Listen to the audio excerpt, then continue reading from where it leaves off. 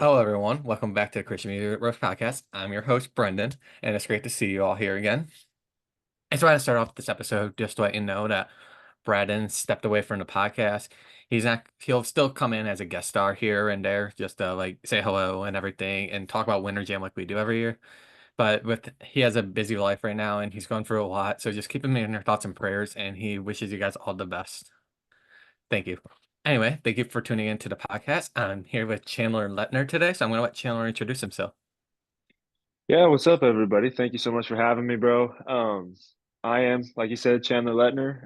I am a recording artist, songwriter, producer. I've produced all my own music and have produced music for others. And I'm also, I've mixed all my own stuff too. So I just love making music. It's like my favorite thing in the world to do. But yeah, I've been now going on, let's see, 4 years of making music like full time and gotten into some other endeavors in the process of that. But yeah, 4 years in now. That's crazy. And it's been a productive 4 years. Like you just put out that brand new EP a year ago or something. Can you tell us a little bit about your EP, like your creative project process of that EP? Yeah, dude. So that was actually really fun because I had written the song More of You on there. I put that out as a single at the beginning of this year in January, and I had never gotten more traction on a song like on social media before.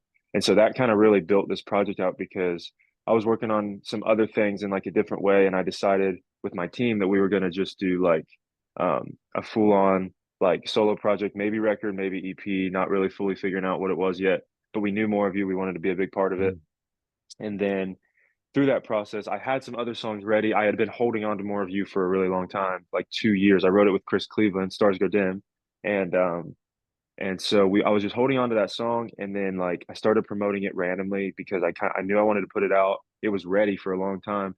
And then it just like got a lot of traction. So anyway, I built kind of around that. I had another song finished for it, and then I wrote the rest of it together as like a project. And the song Sinner, which is the title song, is one of my favorite songs I've ever made because I've been in like a really interesting headspace of making music. And my biggest goal right now as an artist, but also as a producer and songwriter, is like um, just really focusing on making songs that don't necessarily sound like what Christian music is doing right now. Like I have another project I'm sure we'll talk about and whatever that I'm like working on, but it's like none of the songs really feel like super CCM or worship, which I started as more of a worship guy, and but I've just really enjoyed the process of making songs that just feel like me. They're honest and they're like really just like interesting, whether it's pop like style or like some of them are like ballady and whatever. But yeah, so Sinner was kind of like a big part of that, and making Mhm. that was super fun because I was just sitting in my studio and like I just wanted to make a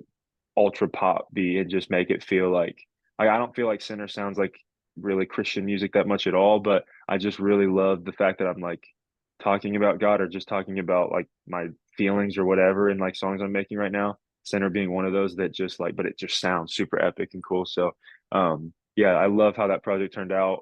Obvious is a song on there that I think is like one of the more well-written songs I've ever written before. I really am proud of like that 5 song project because it's like I feel like super interesting, like just a cool dynamic on all of it. So That's very cool. And my favorite song personally is Different. You didn't touch about that one. yeah, yeah, That's a good yeah. song off the album. So if you're looking for an album song to listen to the EP, either do Better Off or Different. I think those are the two recommendations for a lot of people. Okay. Yeah, dude. I love Different too. That was actually it's really special for me because um I had a son a couple years ago, and that's the first song I wrote after he was born. And that was just like me kind of real time realizing God's love for me based on how much I love that child and just like how insane that was to like feel God's love in a new way and understand it in a new way. Exactly. And going flashing forward, you are working on a new full-length album. You don't have a release date yet, but you said you're working on an album. Can you tell us a little Yeah. bit? Are any of the songs gonna be on the album first off? Any of the EP songs? Yes. No, so I'm letting that be as it is, and I was going to add to. I have a bunch of other songs that were kind of in that vibe, but I just have been in a really interesting headspace like lately. Life has kind of thrown some things at me, and so in the last like probably 8 months or so, I've been writing it longer, but the last 8 months is when I kind of may have made this decision. Um, I decided that I want to do a full mental health record because I put out a couple mental health songs like within the last couple years that have really Mhm. just like inspired this idea, but because I've just seen the need for it. But specifically with this project, like I have for the first time in my life, even in the last 4 years, whatever, like in the last probably even 6 months, 4 months, I've really just kind of like honed in on just writing songs that are very honest and very like where I'm at right now. And they're super vulnerable. They're super raw. They're not like the most hopeful, even some of them. Like some of them are just straight up like kind of sad, but it's just like where I was at when I was writing it. And I've started to let my music not just be something I think people necessarily like want to hear, but more just what I need to let out. And then I'm hoping that connects with people. And if that makes any sense, like so this next project, it's all mental health. And I'm hoping that like top to bottom, though some of the songs aren't super helpful, the album as a whole can be. Like get to that point if you listen to it top to bottom, or if you find your like songs that you connect with or whatever. But I just thought it was really important for me in the season I'm in, and also just um, in that kind of vein of writing things that people in Christian music aren't. Like a lot of the songs, they're just very like where I'm at in my life right now, and they're just honest, vulnerable songs, and so they're not like even the most inherently like Christian, but I just feel like they're worship to me because God has given me these like this ability and like this desire and whatever to like make music. And so like just letting those things out has been important to me. And so I think this next record it's going to be different than anything I've ever done. I'm hoping that I mean my team loves all the songs so far. I'm hoping that everybody can just like really just like latches onto it and stuff because it is different for sure. Like it's very uh a different vibe for Christian music, especially. But um, thematically, conceptually on the songs, like I'm just hoping they connect with people in a different way than I've ever seen happen in Christian music before, because they are just really raw, honest songs. And everyone do me a favor when the album drops, make sure to flock towards it, stream it, tell us, follow Chandler, tell him what you think of the album, and hopefully you guys find a new song to enjoy. Yeah, I would also say maybe even because I just actually 2 days ago wrote a song for the record that I didn't necessarily plan. I thought I had the record done, like what songs I was gonna do, and I wrote another song that fits it perfectly. So I think I want to put it out like early next year. Like maybe my first song I put out. It's called 25. So if anybody's listening to this, be on the lookout for a song called 25. That's all I'm gonna say for now. Stay on the lookout. And I know when that comes out, I'll probably share it on the podcast page. So if you follow the Instagram page, I just share some new albums out that way, so you can stay tuned up there. Talking about Instagram, you have a lot of good Instagram covers on it. What inspired you to do these covers? Just like everything I see on your Instagram, your covers are getting a lot of traction lately. Oh, dude, I just love, I mean, it's really hard to like, I obviously love promoting my songs and I love writing songs and I want people to hear me as an original music artist by all means. But at the same time, like, it's really hard not to just sing songs that I feel like are really important to me or really special to me or just that I'm loving in the time. And I like I said, I love producing and mixing too. So like doing cover videos are just like a quick and kind of fun and easy way for me to get to do a basically a mini acoustic production kind of thing or whatever. And I love doing that. And I love just having like songs that people have already connected with because there's something like challenging about just posting all your own music because people don't already know the songs and so you're trying to get people to go listen or whatever, and so that's like obviously important to artists and all that, like we need to be doing that. But I think there's something kind of just special and like there's something important about an artist who plays songs people do already know too, who's like trying to make it in this world in this business that is really hard to make it in. And so yeah, I think the covers for me are just a really fun outlet. They're a really like Mhm. quick and kind of like if there's a song I'm listening to and either in that day or that week or that month or even like just a song that I've connected with in my life. Like I just recently did one that was I can only imagine. And the only reason I did that was because I had been thinking a lot about like I was having like deep thoughts about what heaven is like and like what it'll be like living in there and stuff. And just like wanted to I ended up that just inspired me to do a video on that song because I was thinking about it. So it's just like a fun creative outlet and that's something that's like a little bit more low pressure because I feel like promoting is so high pressure. You feel like everybody needs to you need to do a video that everybody will go listen to that they'll connect with and then that they will go click the links you're trying to get them to click or whatever the heck you're trying to get them to do. Mhm. And so I just think like there's something freeing about doing like cover videos that I really love. And it's like low pressure, but it's just high reward for me because I just love doing it and I love getting to just put it together. It's quick and easy and fun. So, That man, that's really cool. And if you haven't checked out, he has a couple covers. He's brought the I Can Only Imagine one. The first one I ever saw was your Gratitude cover, and that was really well done too. oh, thanks, dude. Which one? The most recent one or like a while ago? Because I've done that song a lot, to be honest. It might have been it's the one that's pinned to your profile. Oh, gotcha. The one that Brandon I Lake put on his. Yeah, yeah, yeah. Yeah, that's actually how I came across your music, believe it or not. Oh, sweet. So, Yeah, that's cool. um, I know we're getting towards Christmas season and everything. You just did your first like headlining tour in a way. Can you tell us a little bit about that headlining tour you did? Yeah, dude. So I did it's actually my second. So my first one was a what My bad. was My bad. no, you're good. But this one was interesting though, because the first one I brought out my band, and I did it was like half acoustic because I couldn't get the band for the full run, and so I put together an acoustic tour. But that was a little bit earlier on in my like career and in my when I went full time, and so it was not quite as like strong. But the thing I really loved about this one I just did, it was only 4 or 5 shows, but it was a headline tour, and I brought out like a full team. We had a bus, and we went out. There was I think 7 of us, but it was really cool because I did for the first time like what is called like a live looping show. So I actually didn't bring a band out with me. It was just me on stage. I had an opener and all that, but I didn't have a band on stage. And so but I had a crazy rig in front of me. I had a keyboard, a loop pad, a control pad, my laptop, 2 microphones, 2 guitars, um, and a drum pad.